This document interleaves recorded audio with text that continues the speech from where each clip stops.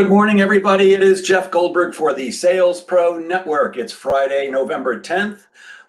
For those of you who have not joined us before, I am a sales coach and trainer, and I work with both individuals and organizations internationally, helping them do one thing and one thing only: get measurable and sustainable sales increases.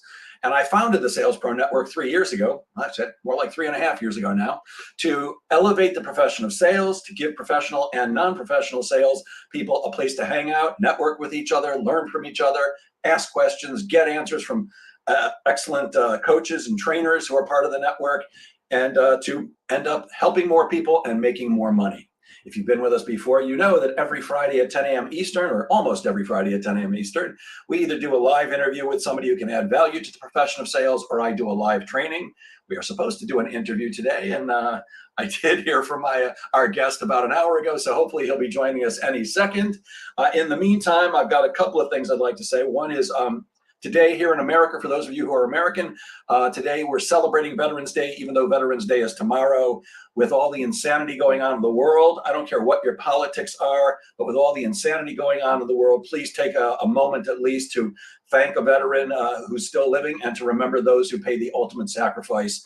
America is a free country, and some people paid for our freedom with their life. So please remember our veterans today. And our guest is here. That's great. So I'm going to bring him on in a second. If you're watching us live, please say hello in the comments. If you're watching us live on Facebook but have not connected your account to StreamYard, it's just going to say Facebook user. We won't know your name, so please include your name. And of course, if you have any questions for our guest today during the show, please stick them in the comments. I'll be sure to pass them on. And finally, if you're watching us on the replay, please put replay in the comments. And with that, it's my pleasure to introduce you to today's guest. Today's guest is a Sandler sales trainer and the author of Why People Buy. I want to know why people buy. Please welcome Greg Nanigian. Hi, Greg. Hey, Jeff. How are you? I'm outstanding, my friend. Good to see you. And Greg, before we get going, I have a million questions for you. But the first one is, we're getting towards the end of the year. I don't know about you, but I get a lot of the, hey, Jeff, what am I supposed to do? Another week or two, you can't close any business because of the holidays. What's your best advice for people for closing business between now and the end of the year, especially those who are either close to their goal or maybe not so close to their goal? That's an interesting question. It's a good question. In fact, I ran a management training program last week for a group of sales managers with one of our global accounts. And I suggested to them that they have their people focus on 3 accounts. Try to win business with 3 accounts by end of the year, and do everything in their power as sales managers to coach, mentor, whatever, train, and help land those 3 accounts by end of year. So from a leadership perspective, I'm suggesting get your people focused on 3 specific accounts, try and close them by end of the year, and help them however you can. And, in your weekly sales meetings, your coaching sessions and things of that nature in terms of strategy and technique. So How's that? You're suggesting the same thing I do. Do not take a shotgun approach. Focus, whether it's 3 accounts or just a handful of accounts. The other thing I think it's important for people to keep in mind, well, there's 2 things. One is that you can close business over the holidays, absolutely, positively. Oh, yeah. Thanksgiving is not the dividing line when sales stop. So don't get that head trash out of your head. And the other thing is that you can't, certainly I want everybody to enjoy the holidays and relax when they can, but everything you do now is really setting up your Q1. So this is not the time to stop prospecting, that's for sure. And with that, Greg, could you maybe give us the 2 or 3 minute version of your background, what brought you up to this point? And then I've got a lot of questions for you, my friend. Well, I was in a family business. It was a manufacturing company. This is back in the 80s. And I didn't own it, and I wanted to own my own company. So I started to look around for business opportunities, and they ended up in a business opportunities meeting up here in Boston. And a speaker from Sandler Training came in and spoke and shared a little bit about Sandler Training. But back in 1986, no one had heard of Sandler Training. And I was, like 11 years old. I wasn't sure if I could pull it off. I really wasn't 11 years old, but in any event, I thought the smart move would be to me enroll in the course and see if I could do it and see how good it was. So I enrolled in the training program. At that point in time, we called it the President's Club.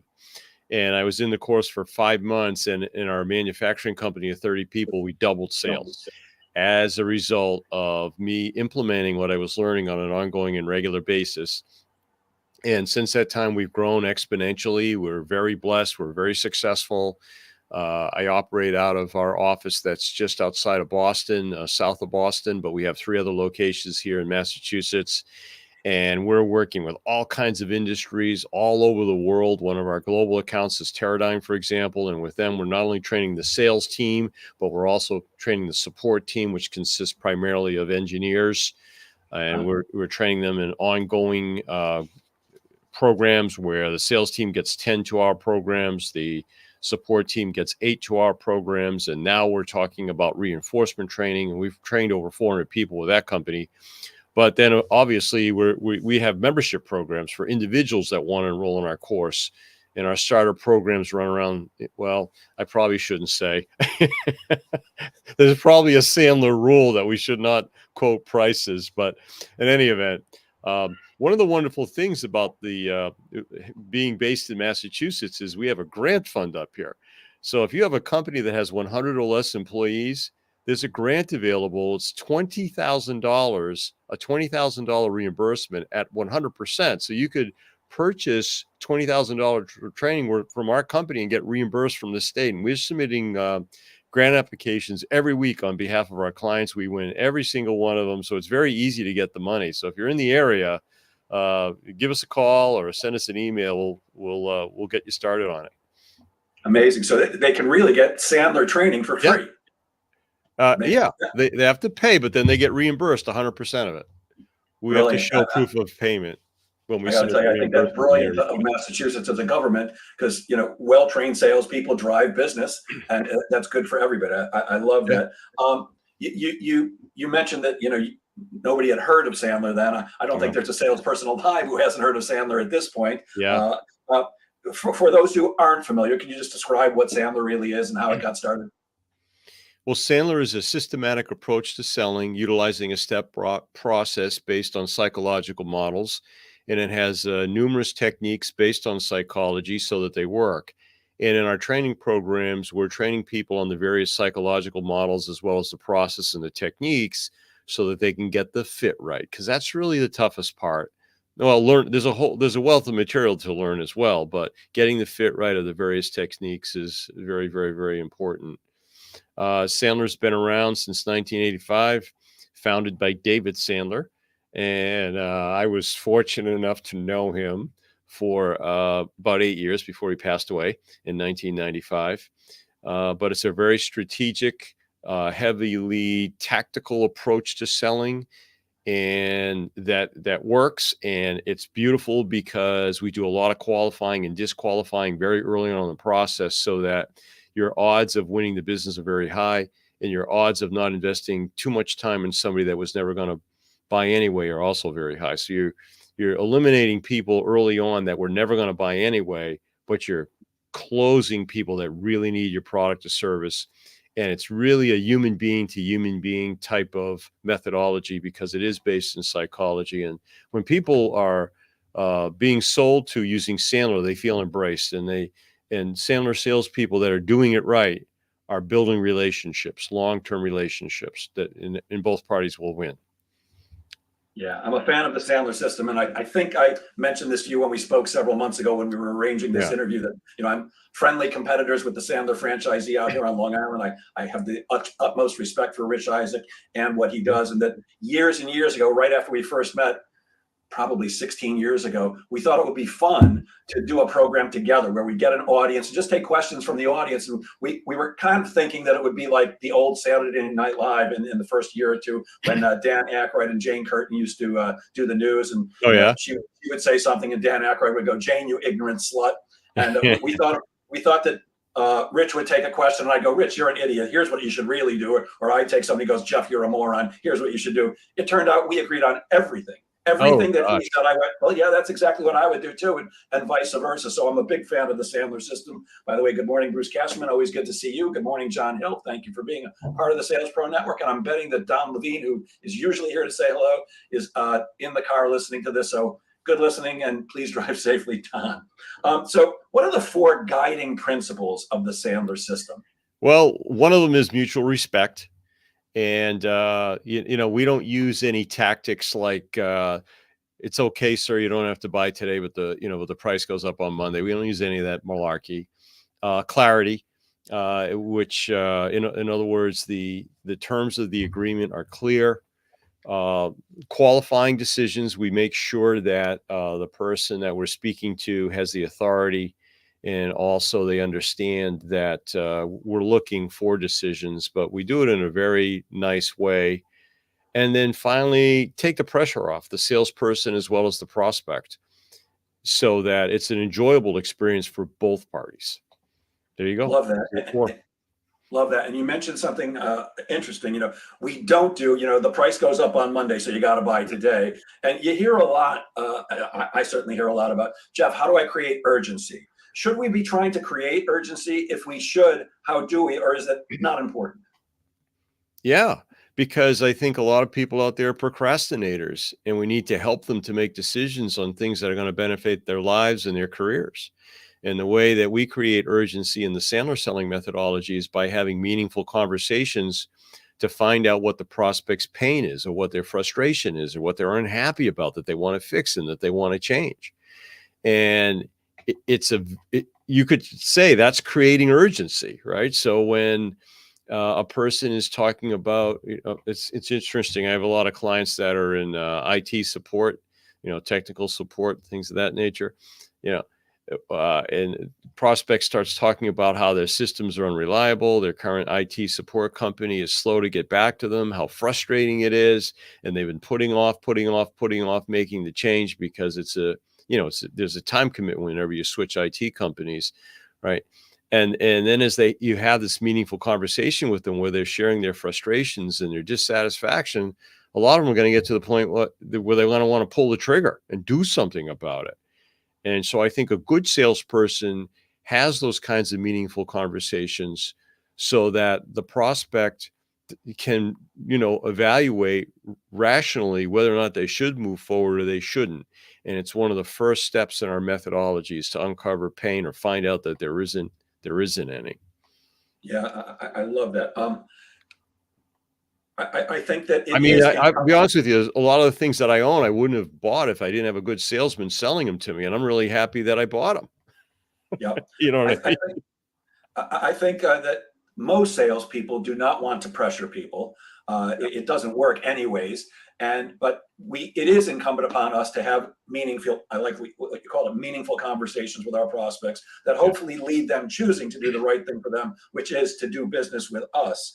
I think one of the things that's also crucial kind of on the other side of that is that a salesperson has got to be consistently prospecting so that they are not reliant on any one deal coming through, because that's when we try to do things like, oh, the price is going up Monday, which is old school, 40, 50 years ago. And maybe it worked then, but nobody wants to be pressured. So that doesn't work at all. You mentioned pain, and I noticed on your website that you actually offer a free, for non-customers, for first-time viewers, a free workshop on uncovering pain. So why should we uncover pain? And what are the three elements of pain, and how do we uncover it? Well, why to uncover pain is to find out early on if you're talking to a prospect that really needs to fix something, or somebody that really doesn't have a deep-seated emotional need to fix a problem. And it's a big time saver for you and for the prospect. And your other question was, what are the three elements of pain? Yeah. Yeah. I saw that somewhere on your website. Yeah. So surface problem. So for example, surface problem, I'll use the IT support company. My IT support company is slow getting back to me when we want to put a ticket in and we need something fixed. Then you have the reasons for the problem, and then you have the impact of the problem. But if you sort it out a little more, there's two kinds of impact of a problem. There's the impact on the business if you're selling B2B, and there's the impact on the individual. And between those, it's nice to find out what the impact on the business is. It's costing them money due to lost production or whatever. But it's beautiful to find out if there's an impact on the individual that's contacting you. So if you say to them, so how does that impact you personally? Now you're going to start to uncover pain or find out they don't have any. So they're going to share words like they're frustrated or they're fearful, or there's uncertainty or doubt or worry, anxiety, concern, anger. There's just about 85 words in the English language that describe negative emotions and different sorts of pain and fear. And that's just a few of them. I think you had another question in there, but I forgot what it was. No, you're doing great, my friend. Okay. It is incumbent upon us, again, there's that word incumbent, to be asking the right questions to see if there is any pain, if there is any need. Why would you want to sell to somebody who doesn't have any need for what you've got? That doesn't make any sense. And way too often, I think salespeople waste their time chasing deals that just aren't there. There's something else interesting about Sandler. By the way, good morning, Michael North. Good to see you. Sandler has a submarine. What is the Sandler submarine? You don't have an actual submarine, do you? Yeah, so we've got a lot of drawings of it, I'll tell you that much. The Sandler submarine is a visual aid that describes the seven steps of the Sandler selling process. And it's our baseline process. Of course, if you're selling a large account, we have a very built out strategic process as well that the submarine lives within to some extent. So that's what it is. It's just a visual aid that we use. And the reason that that Sandler came up with a submarine is that it's kind of like if one chamber, we describe the 7 steps of the selling process as chambers within the submarine. So even if the salesperson isn't highly effective at one particular chamber or one step of the process, because the process is so powerful overall, they'll still be able to do business with the prospect, assuming it's a qualified prospect. And so, in other words, if one of the chambers leaks and it fills up with water, the submarine still will not sink. You've got 6 other chambers that'll keep it buoyant and afloat. And various training providers, Sandler's not the only one, of course, offer a wide variety of programs, from like 1-hour seminars to years-long offerings. How long? You mentioned something about 5 months before. How long is the typical Sandler sales training? Typically, our clients are doing a minimum of 4 programs, 4 weeks. So we like to start people. Well, first of all, I'd love to invite people to just sit in a complimentary workshop. There are many of them on our website, not only paying, but other workshops you can sit in with paying clients. So they're real training programs. They're not promotional programs. So you can see what it's like. And then we have a conversation. And a lot of times what will happen in the course of the conversation, it just makes all the sense in the world to assess the salesperson or the sales team. And then from there, we develop, generally, we'll start with a series of 4 to 8 programs. We do that as a pilot. And then hopefully we're coming to the end of that and people are raving about it and they want more. Then we go into a longer term program. And that can range from months to up to a full year. And then, for example, we get to the end of that year, and a lot of times they're going to want to go on to even more material, because we're always introducing new material. It's as a affiliate of Sandler, a franchisee and a creator of some of the material, the wealth of material that's coming in all the time, every week, it's like drinking from a fire hose from my perspective. And it's important because we need to stay ahead of what's going on out there. So in other words, there's a sales methodology that trains you to use a person's first name a lot. And I think that's really good stuff, but I think the problem is that it's old. So if you are approached by a salesperson who's using your first name 6 times in the first half hour yet you've met them, the walls start to come out and you feel like they're working you. You feel like, they must have learned that in a sales course, right? So material becomes obsolete over time, and we need a constant flow of new material so that we can continue to have meaningful conversations with prospects and they don't feel like they're being worked by somebody that just got out of a sales workshop. Yeah, that's great. I saw a discussion online the other day where somebody was saying, I got this sales call and the guy called me bro on the sales call. Yeah. And it made me feel good. And I was like, yeah. If you call me bro on a sales call, Yeah. You've lost my deal. I mean, I don't, call me Jeff if you want to, but bro, not on a sales call. How do you feel about that? Can you be a little too casual and too familiar in the selling process? So you would prefer to be called boss instead of bro? I'm just I don't teasing. want to be But called I've been either. called No, that before too. I don't want to be called dude Bro, either. boss. I use those terms in my daily life, but not on a sales call. I I guess think some people like to be called that on a sales call, but it doesn't do anything for me. maybe Uh, it's a generational thing. I don't know. it I've could been doing be, this a long time, and could a be. little more respect, please. We're not training on that around here. I can tell you that. Yeah. There's something that I love that you just said, though.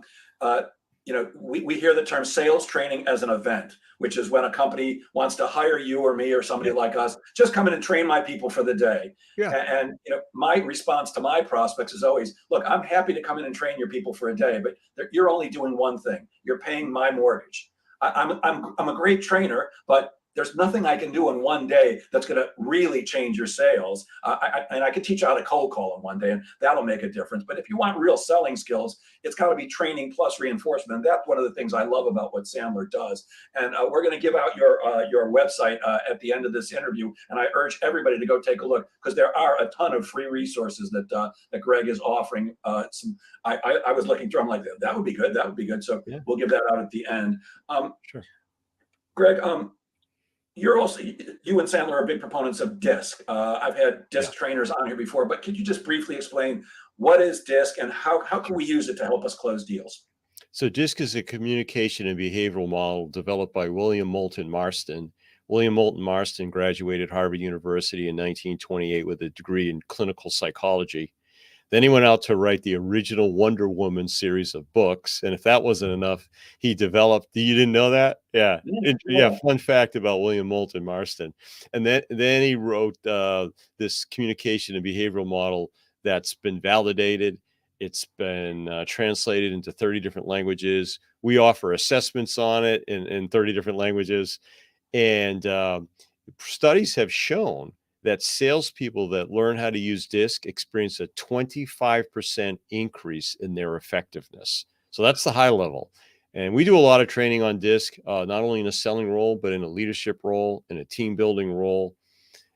In fact, speaking of the inquiry to come in and do a half-day program, I just had one. I'm going to go do DISC December 6th for a company here in Boston. Actually, they're flying everybody in, but their headquarters is in Boston. But you really can, in a 3-hour program, get to a point with DISC where people can be highly effective at it. And I don't mind doing the short-term one-day programs, because 90% of the time they want more. They want reinforcement training. They see how good it is. They've got the sales team saying, hey, get that guy back here. Let's do more work. And it's not just me. There's 5 other trainers here besides myself, right? So, but you're right. I mean, to really own most of our material, it does take some reinforcement, because as adults, we learn by doing, and reinforcement to the doing, whether it be role plays or table exercises or group shares, is a big plus when you're learning how to use, learn something new, whether it be cold calling or anything else. Yeah, it's been my personal experience that the larger the company, the less likely they are to think that they want the reinforcement piece. Especially, I mean, I've worked with major companies, and I'm sure you have too, where they'll have a big training department, but they bring in somebody like you or me, because we're typically better than they are at what we do, and we often do things that they can't or don't.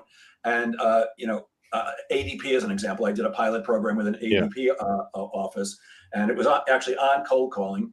Okay. I spent the day training them how to cold call, went back the next day and spent 3 hours with them on the phones with me, coaching them on the spot. At the end of it, I was sitting with the management team, and oh my God, this is the most amazing thing ever. We've never gotten so many appointments in such a short time. This is so brilliant. And I had told them initially, look, if you just do the course and not the reinforcement, it's not going to work. Don't worry, Jeff, we'll do the reinforcement. Well, you can probably guess the end of the story. I got in touch with them a couple of months later and said, do you want to move forward with something else? He goes, no, it didn't work. And I was baffled. I said, what do you mean it didn't work? Remember when we sat down the next day and you said, we've never got this many appointments? Yeah, but it didn't stick. Sales training isn't sticky unless you reinforce it. So I'm with you 1,000,000%. And DISC, I love DISC for a hiring tool. Giving a DISC assessment when you're looking to hire somebody is a brilliant idea. We often hear, and I happen to love this, but I want to ask you so you can explain it to everybody. We often hear about the Sandler concept of the upfront contract. What is an upfront contract, and people aren't signing a contract for your services. So what is the upfront contract, and why is that important? If you start to think about all the things that you don't like that happen on sales calls, the upfront contract will eliminate probably 80 or 90% of them. So, for example, you run out of time, or the person that you thought was going to be there isn't there. Somebody else is there instead. Or you get to the end of the sales call and they give you a think it over, or they tell you they're going to get back to you in a week and then they don't, right? So the upfront contract is a verbal agreement between the prospect and the salesperson as to what's going to actually take place on a sales call. So for example, let's say you get an inquiry, you follow up on the inquiry, you get the prospect on the phone, and you have a meaningful conversation whereby there is some level of pain there.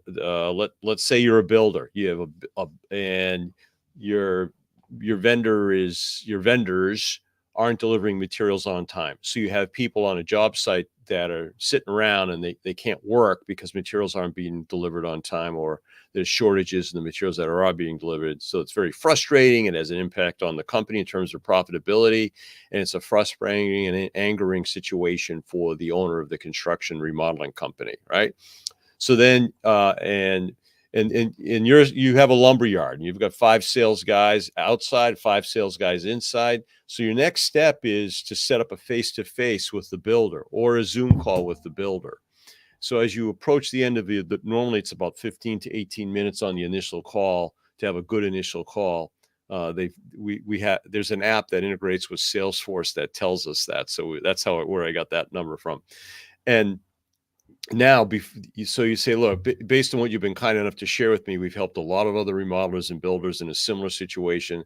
I'm not convinced yet I can necessarily help you, but I would love to get together. If you want to invite me over, feed me a cup of coffee, we'll ask each other questions. I'll shoot you straight and I'll tell you whether or not I feel like we're a good fit. And if I feel like we're a good fit, I can promise you that we're going to deliver on time every time that we say we are. And the prospect says, yeah, sure, that'd be great. Now, so you set up the appointment and then you transition to the upfront contract. So transition words could sound something like, now that we set up a time to get together, are you okay if we talk for a moment or two about what's going to happen when we meet? They're always going to say yes, right? Because they want to get their pain fixed. You did a good job uncovering the frustration. So the elements of the upfront contract are purpose. What's the purpose of the call? The purpose of the call in this case is to ask each other questions and figure out if it makes sense to work together or not. Agenda theirs. Usually when I get together with somebody like yourself to go over this sorts of things, there's maybe 1 or 2 or 3 things that you could help me prepare for when I see you and be ready to field those questions. Could you be kind enough to share those things with me now? So now you get the prospect thinking, and it does really help you to prepare for the sales call. But it also paves the way for you to go to agenda hours. So generally when I work with somebody like yourself, there's a couple of things I'd love to know if you could be kind enough to take a look at before I come and see you. So from your perspective, what do you want that prospect to prepare to be able to tell you? Maybe it's the type of materials that they use. Maybe you could say, look, I want to shoot you straight. Why don't you get out your last, 10 quotes? Let me take a look at them. Let me see what you're buying. And let me see what we got here, because I might be higher on some, I might be lower on others. But if we're packaging it together and you're not cherry picking with me, I'm going to try and shoot to give you a very good deal overall, right? So maybe that's agenda hours, and I'm not sure. Then now you come back to time.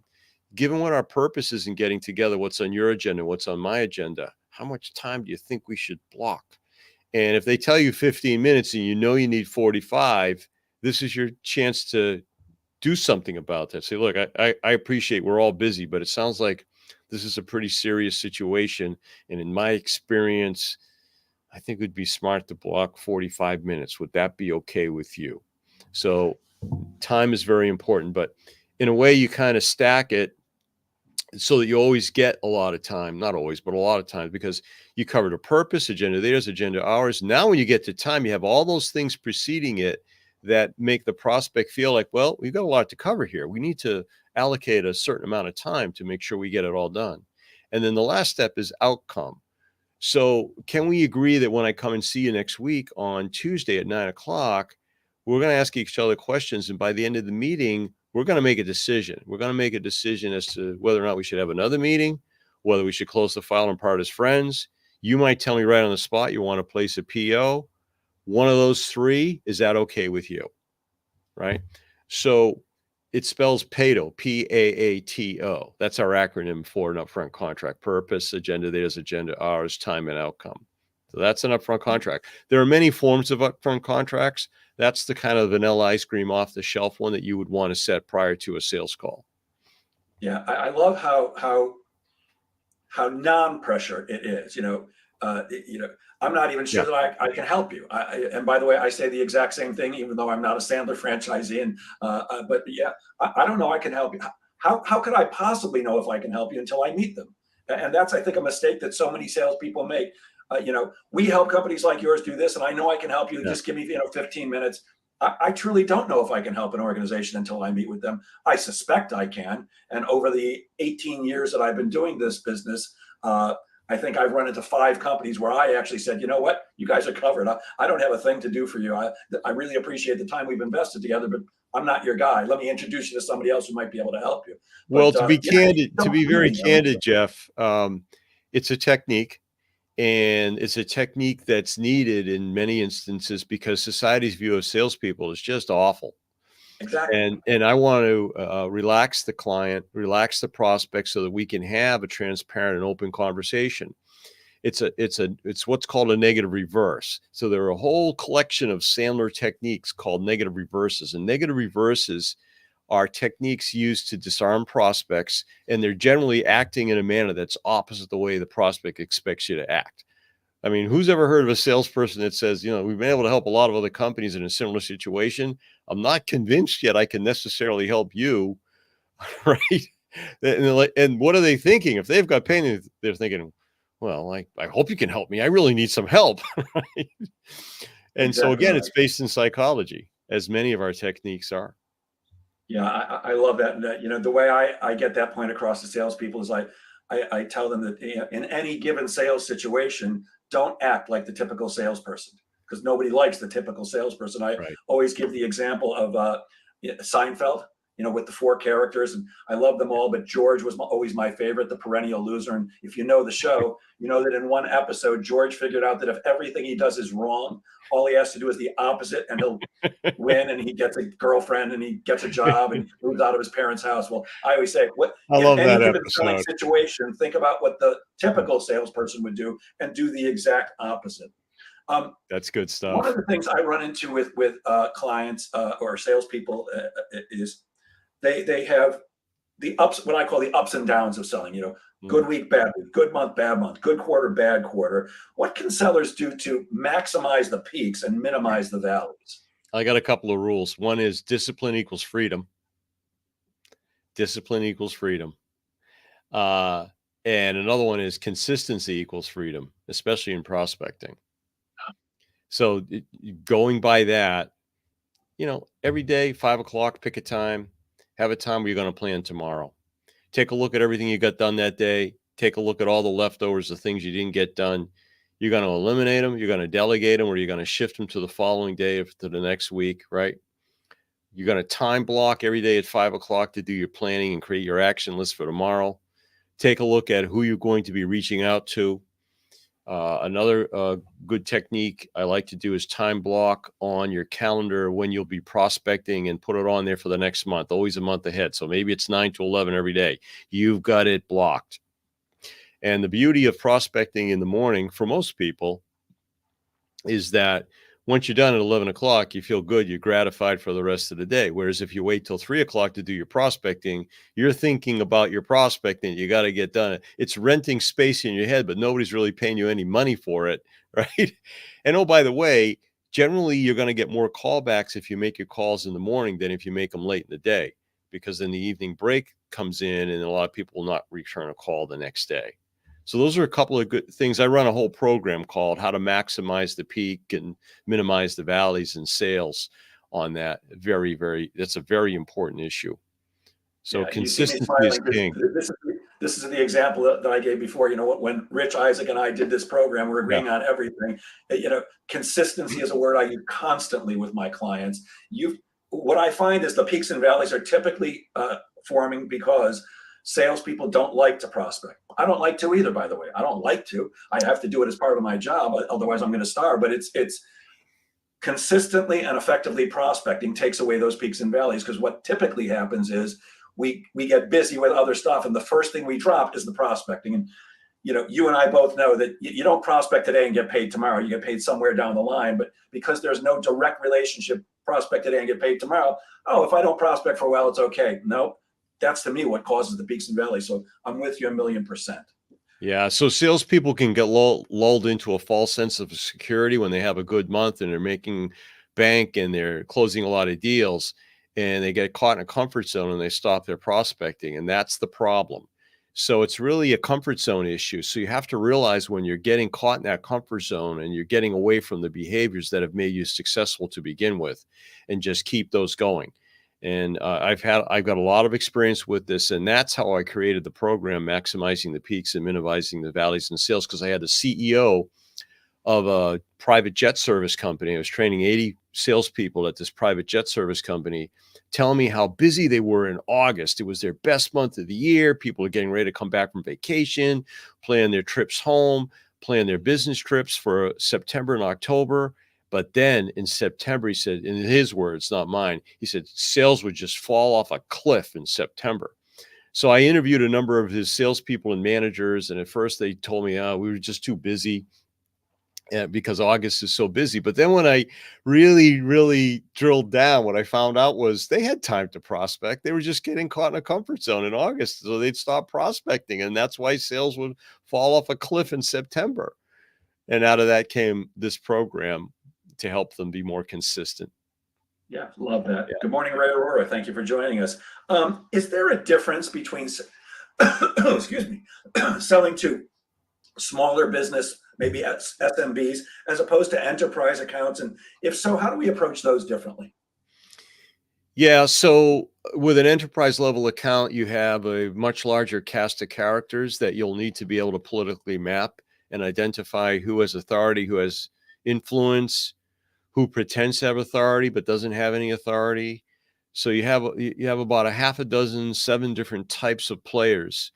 And you in order to be effective in selling a large account, you really need to be effective at identifying what you're dealing with. And so that is a big difference between selling to a large account and a small account. Because in a small account, there might be one person that you're dealing with, the owner of the company. And that's the person that you got to uncover pain and walk them through these 7 steps of the Sandler selling system. Whereas with a large account, you have that whole strategic aspect of it that you have to be skilled at in order to be effective at it. So yeah, there's big differences. Got it. And you wrote a book called Why People Buy. I think we all want to know why people buy. Can you tell us a little bit about the book? Yeah, sure. I mean, it's kind of like some of the things we've been talking about already. People buy for one of 4 different reasons. They buy ways to avoid and overcome pain. They buy ways to get rid of fear. So if you're selling insurance or you sell maintenance contracts, people a lot of times are motivated to invest in those because of fear, right? We already talked a lot about pain, frustration, uncertainty, doubt, worry, anxiety, concern, anger. Those are pain words, right?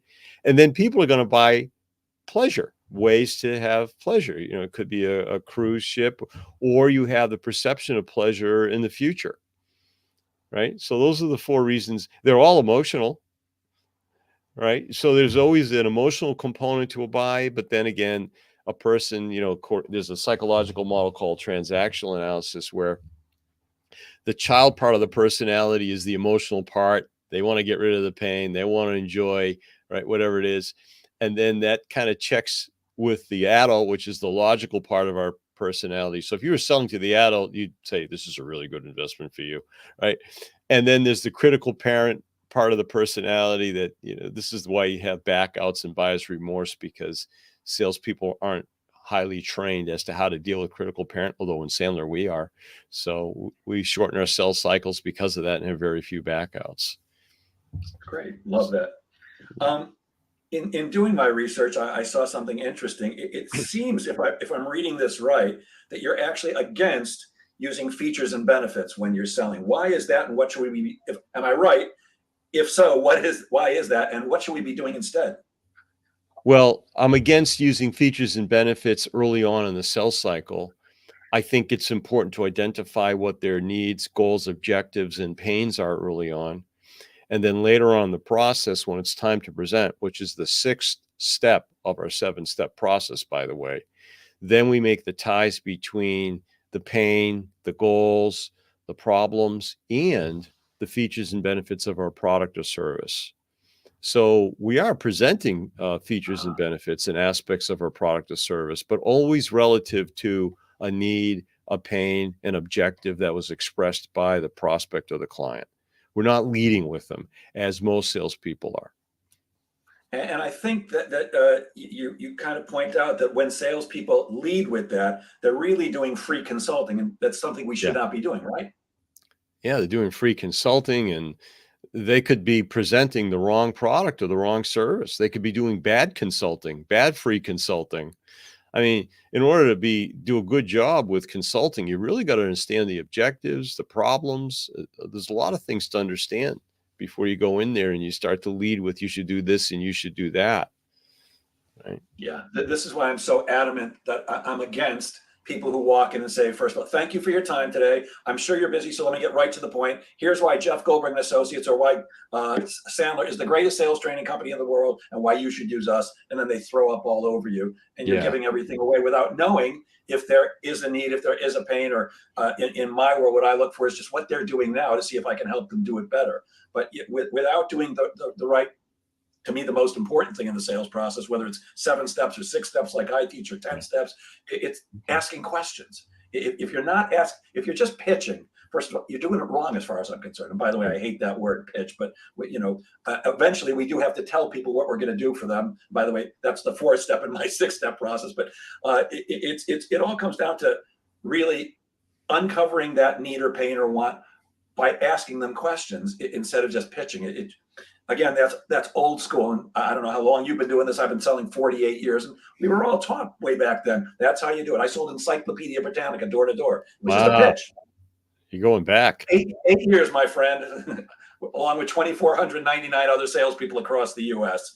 But it was a pitch, a 1-hour pitch. You'll love this. It was one of those notebooks that you could stand up and it like opened up, so it would stand up, and you would turn the pages and literally look at the page and read it to the customer. I sold a lot of encyclopedias that way, but we're talking almost 50 years ago. There was something interesting. Another interesting thing I saw on one of your LinkedIn posts. What's the difference between hard work and smart work? Yeah, well, at Sandler, we're big believers in working smart. So we want you to have an effective process for selling, effective processes for building bonding and rapport. And I think we all know what hard work is.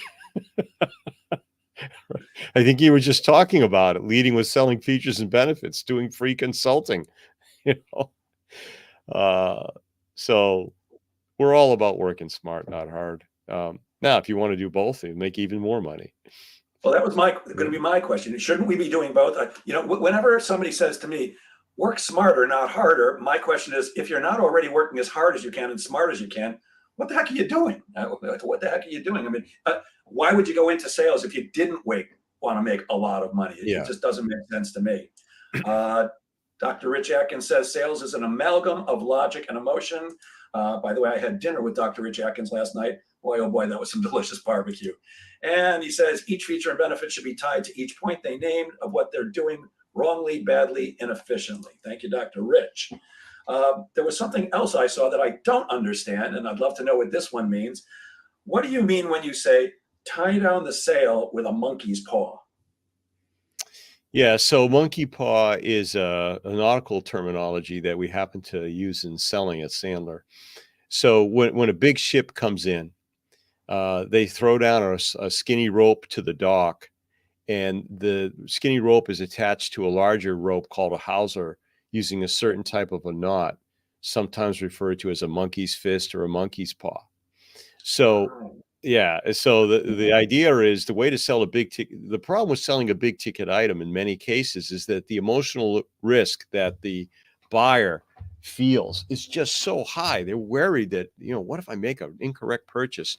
So they end up doing nothing. So around the office, one of the trainers and I have our biggest competitors sometimes is do nothing, right? It's not other sales training companies. We want to make sure we don't get to the end and they just decide to do nothing. That's the competitor, right? And so with a big ticket item, it makes a lot of sense sometimes to do a study, a pilot program, an analysis first. So you can get to know all the parties, you can give them more information, and you can make sure that your recommendations are spot on with what's needed and appropriate. And in fact, I gotta be honest with you, we do a lot of that around here with our larger accounts. We do a lot of monkey paws. We do a lot of assessments. We do a lot of we gather a lot of information early on and have a lot of conversations. We get paid for it, not a lot of money, but it's enough that it covers some of our costs, and the clients love it because now they got an assessment of their sales team. They know where their strengths are. They know where their growth potential is. We've agreed on what we should focus on, at least for the first month or two of training. So that's a monkey's fist, a monkey's paw. Yeah. Thank you. I love learning stuff like that. There's something else that I really liked a lot when I saw it in one of your posts, and it said, "Close the sale or close the file." Could you just elaborate on that, please? Because I think it's so crucial. If you're using the Sandler material correctly and you've had good training, there are only 4 acceptable outcomes to a sales call. A yes, that's, you close the deal. A no, that's acceptable. Not every time. There's not going to be a fit every time. A clear future, an example of that would be a scheduled next step. And then the last one is a referral or an introduction. And so what we are against is the get back to me's, the we'll let you know. You get to the end of the prospect, let me get back to you in a week. Well, that's a think it over. And really, if you've studied Sandler and you know how to uncover pain and you set your upfront contracts, you shouldn't get those at the end.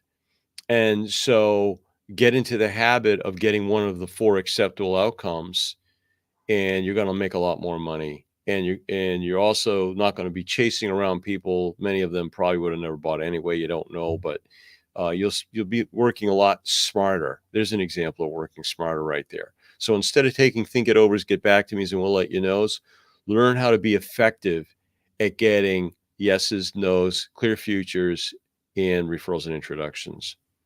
Yeah, and I can't tell you how many times I've said to salespeople, learn to love the word no. I love yes better, but no is a very close second for me because not everybody's going to buy. I'd like to get your thoughts on something else. I mean, you kind of alluded to price early on in this conversation. I don't know exactly what Sandler charges, but in Sandler world, is it appropriate and advisable?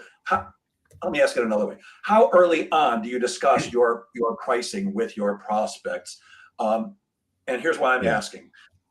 Typically, the typical sales, especially when you're delivering a proposal, the price is always on the last page. You get people interested, and at the end, you tell them the price. So my question is it reasonable, especially in a larger ticket item, when like you're a VP of sales, I go, okay, the program's going to be 150,000.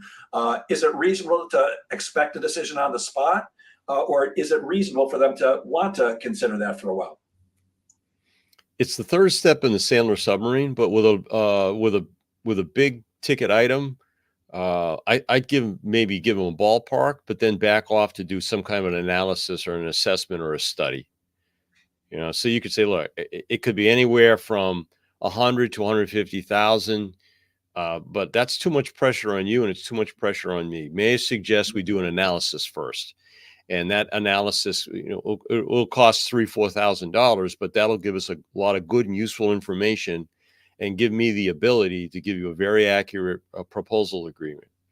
So I wouldn't, and how do you really know? If it's a big project, do you really know what it's going to be up front? You're taking a shot at it and you could be shooting yourself in the foot, right? Yeah. So it's the third step. It's generally the 4th step out of the 7 steps. It's in the middle of our process. Comes after pain. I got it. In my world, I do know what I'm going to propose before I walk out of somebody's office after the first meeting, because I don't offer a gazillion different things like you guys have a wide variety of products and services that you can offer.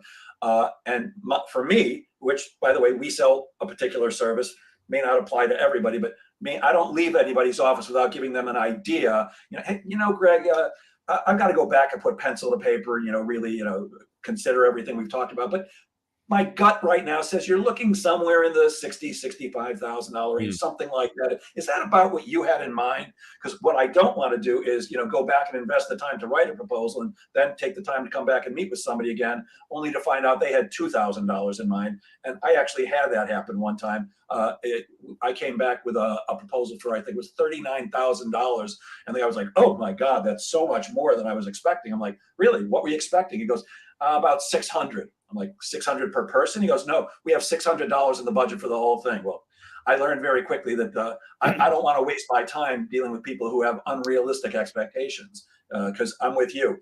Close it or get rid of it. Yeah, good thing you found out early on.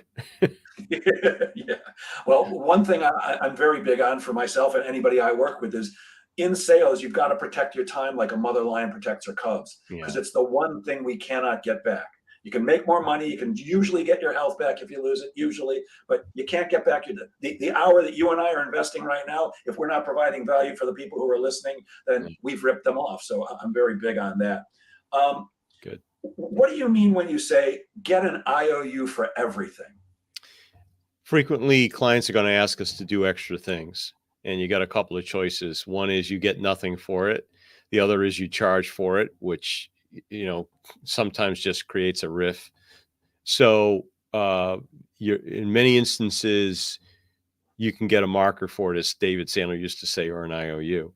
So, for example, if your normal lead time is 2 weeks and you got to put somebody on overtime to get it out in 3 days because that's how quickly they need it, one alternative is to charge them a 30% expedited delivery charge, right? Another alternative is say, "Listen, I'll tell you what, how about this? I'll get it shipped out to you in 3 days. I won't charge you an expedited delivery charge, but you owe me one." "Well, what do you mean I owe you one?" "I'm going to give you a call maybe in a month. I'm too busy right now to take any referrals or introductions. But if you could be kind enough to think about somebody that love, and care about, that you feel could benefit from what we do, I greatly appreciate it. How does that sound? You don't pay me any money. You just help me out with an introduction, and I won't be able to follow up on it till about a month from now. Is that okay with you?" Right.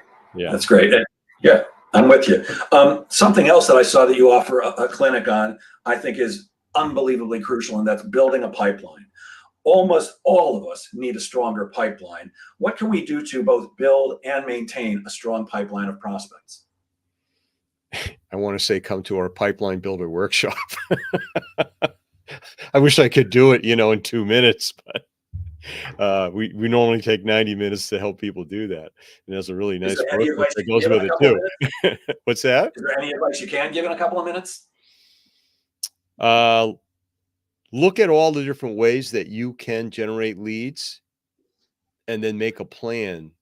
Consider everything. And you know, there's been big advances in AI.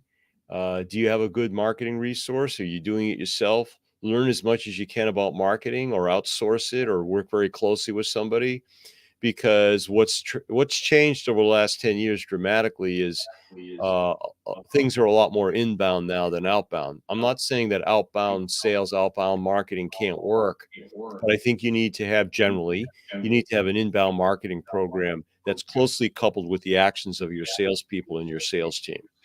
So it's a good idea to look into that, and make sure that your sales team members are technically adept at using things like Sales Navigator, all the AI stuff that's out there. We're getting a little feedback here. I don't know where that's coming from. So that's it in a nutshell. Got it. Are you? I don't know if does the Sandler system still believe in cold calling? I think cold calling can work. I would just combine it with some other techniques, like why not message somebody on LinkedIn and follow up with a call, or Sales Navigator, or email them. Uh, but you could do it alone. You can do it without having sent anything in advance. Yeah, I'm with you. I teach a blended approach to prospecting. Because I don't know what reports you're reading, but every one I read says it takes between 14 and 18 touches just to get somebody to respond today. So I still believe that cold calling, in combination with other things, is the most cost-effective and time-efficient way to fill your calendar with appointments. My question is really about, if you're going to cold call, do you think it's better for the salespeople to do it themselves, or to have a separate organization, either an outside organization or a separate department in the organization to do it for them? Yeah, let me just say this, backing up just for a second, please. Sure. We have a program where we train people how to make cold calls. It's integrated with some other things, and the contact rate using that program is 26%. In other words, get a list from Zoom info of 100 names based on your persona, size, company, industry, title, and you start to prospect them.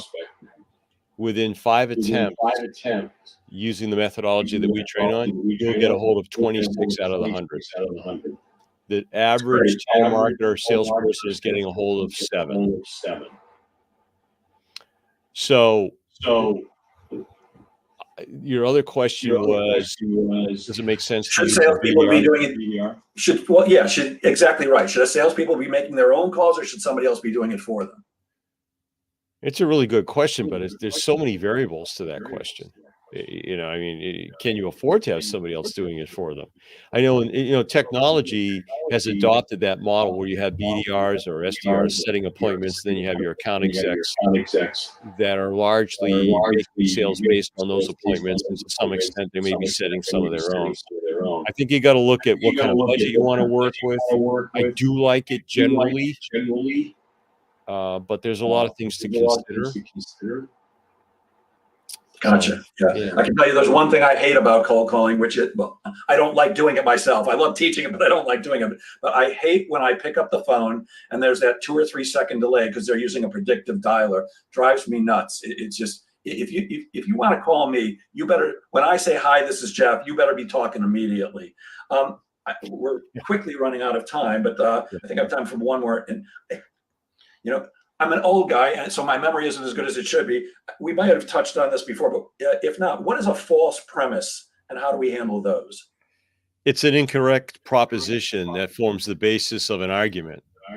So, for example, I was on a sales call, it's about 2 weeks ago.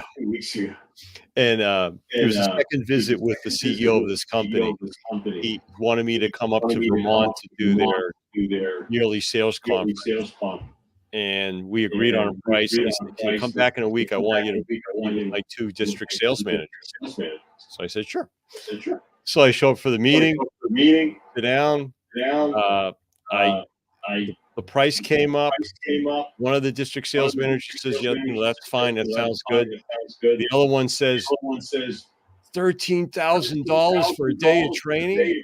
That's an awful lot of money. And that's an incorrect proposition. And I said, "Well, look, if I was Taylor Swift, you wouldn't be saying that." And all 3 of them just cracked up laughing. The CEO of the company nearly fell off his chair. They said, "Okay, fine, we're doing it." So the next question is, what do you do with a false premise? So there are several strategies. Number one is you change the environment. I change the environment by using humor. Another one is you take their false premise to the ridiculous. Right? So I did that as well. Right? So there's a couple of answers.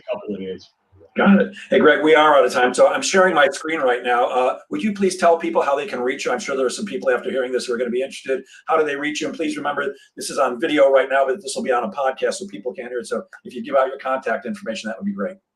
Yeah, just call us up, 617-338-0993.